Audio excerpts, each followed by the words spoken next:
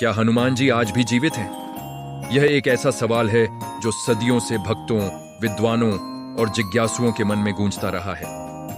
रामायण के सबसे प्रिय पात्रों में से एक भगवान हनुमान क्या आज भी हमारे बीच मौजूद हैं? आज हम इसी गहरे रहस्य की परतों को खोलने की कोशिश करेंगे। सबसे पहले चलिए शास्त्रों की ओर देखते हैं। वाल्मीकि रामायण में एक बहुत ही महत्वपूर्ण प्रसंग आता है। जब भगवान राम अपना लीला काल समाप्त कर बैकुंठ धाम लौटने की तैयारी कर रहे थे, तो उन्होंने अपने सभी प्रियजनों को अपने साथ चलने का निमंत्रण दिया। लेकिन हनुमान जी ने विनम्रतापूर्वक मना कर दिया।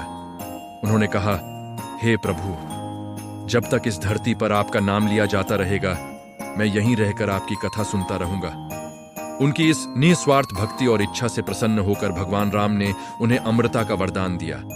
उन्होंने कहा, हे हनुमान, जब तक यह सृष्टि रहेगी, जब तक सूर्य और चंद्रमा का प्रकाश रहेगा, तब तक तुम इस पृथ्वी पर जीवित रहोगे।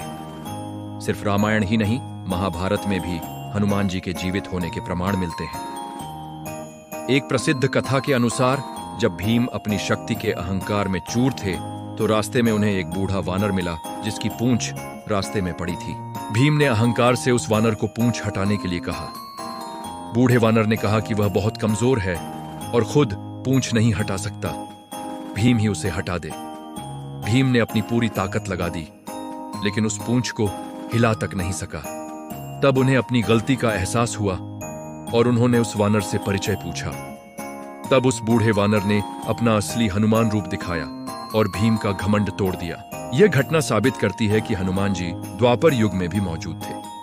अब सवाल यह उठता है कि अगर हनुमान जी जीवित हैं, तो वो कहां रहते हैं? शास्त्रों और लोक कथाओं के अनुसार हनुमान जी हिमालय के गंधमादन पर्वत पर निवास करते हैं। यह वही पर्वत है जहां से वे संजीवनी बूटी लाए थे। कहा जाता है कि इस पर्वत पर आज भी कई सिद्ध योगी और आर्षि तपस्या करते हैं और उन्हें हनुमान जी के दर्शन का सौभाग्य प्राप्त होता है।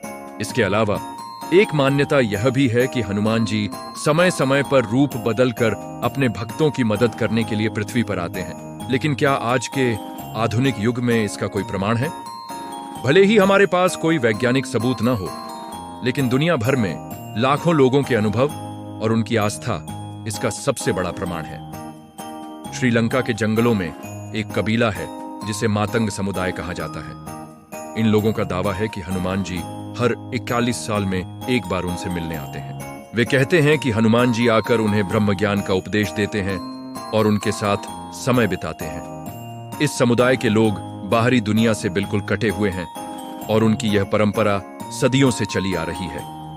हालांकि इन दावों की पुष्टि करना मुश्किल है, पर यह हनुमान जी की उपस्थिति के रहस्य को और भी गहरा कर देता है। एक और दिलचस्प बात है हनुमान चालीसा से जुड़ी हुई। तुलसीदास जी द्वारा रचित इस 40 चौपाइयों में हनुमान जी के गुणों, शक्तियों और कार्यों का अद्भुत वर्णन है। कहा जाता है कि जब तुलसीदास जी ने हनुमान चालीसा की रचना की थी, तो उन्हें हनुमान जी ने स्वयं दर्शन दिए थे।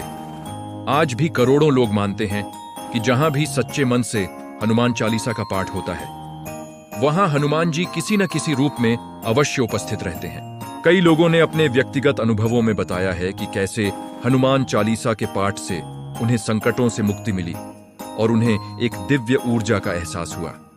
यह एहसास ही हनुमान जी की उपस्थिति का प्रमाण है। तो आखिर निष्कर्ष क्या है? क्या हनुमान जी सच में जीवित हैं? विज्ञान सबूत मांगता है, लेकिन आस्था अनुभव पर आधारित होती है। शास्त्रों के वचन, महाभारत के प्रसंग, लोक कथाएं और करोड़ों भक्तों के व्यक्तिगत अनुभव सभी एक ही दिशा में इशारा करते हैं। हनुमान जी अजर अमर हैं। वे आज भी हमारे बीच हैं, एक सूक्ष्म रूप में, एक ऊर्जा के रूप में। वे उन लोगों की रक्षा करते हैं जो सच्चे मन से धर्म और सत्य के मार्ग पर चलते हैं। शायद हमें उन्हें अपनी भौतिक आंखों से देखने की कोशिश नहीं करनी चाहिए। शायद हमें उन्हें अपने हृदय की आंखों से महसूस करना चाहिए। जब भी आप किसी को निस्वार्थ भाव से सेवा करते हुए देखें, जब भी आप किसी को अन्याय के खिलाफ आवाज उठाते हुए देखें, जब भी आप अटूट भक्ति और साहस का कोई उदाहरण देखें, तो समझ जाइए कि वहां हनुमान जी की चेतना मौजूद है। उनका अस्तित्व हमें यह सिखाता है कि भक्ति, सेवा और धर्म का मार्ग कभी पुराना नहीं होता। उनकी अमरता इस बात का प्रतीक है कि अच्छाई और सच्चाई हमेशा जीवित रहती है। तो अगली बार जब आपके मन में यह सवाल आए तो बाहर जवाब खोजने के बजाय अपने अंदर झांकें। सच्चे मन से उन्हें याद करें और आपको उनकी उपस्थिति का अनुभव जरूर होगा। जय सिया राम, जय हनुमान। देखने के लिए धन्यवाद। अगर आपको यह वीडियो पसंद आया तो लाइक करें, शेयर करें और हमारे चैनल को सब्सक्राइब करना ना भूलें।